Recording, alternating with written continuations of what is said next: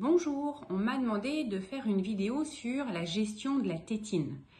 Alors la gestion de la tétine, c'est une histoire assez compliquée évidemment parce qu'au début l'enfant il a un besoin de succion très intense et ça le rassure et ça l'apaise, donc il a besoin de téter dans le ventre de sa maman, in utero, il boit du liquide amniotique en permanence, donc il ouvre la bouche et du liquide chaud, il tète, il déglutit. Donc ce plaisir de la bouche, il est extraordinaire, il est 24 heures sur 24. Donc on comprend bien que ça va mettre du temps à s'apaiser et à l'utiliser de moins en moins.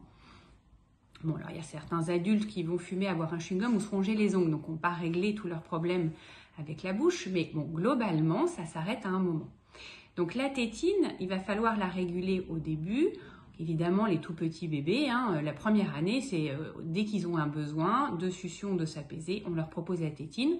Bien sûr, après avoir mangé le sein ou le biberon pour ne pas louper des repas. Et puis à partir d'1 an, on va essayer de réguler les endroits où on utilise la tétine. La tétine, c'est dans ton lit quand tu es fatigué.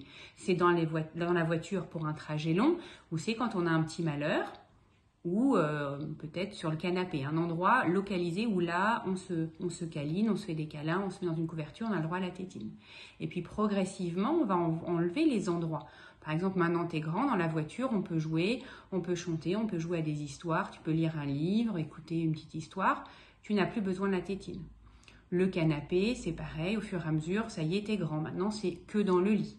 Et puis de toute façon, arrivé à 3 ans à l'école, il n'y a pas la tétine à l'école. C'est uniquement pour la sieste. Donc ça va progressivement se faire. Donc c'est pas... voilà, j'ai des parents qui sont vraiment désespérés, mais il l'a tout le temps, elle l'a tout le temps, comment je fais?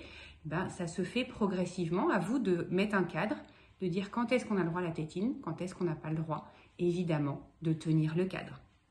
Même si vous êtes fatigué, même si vous en avez ras-le-bol, il faut absolument tenir ce cadre. Et c'est ça qui est très dur. Donc vraiment, bon courage.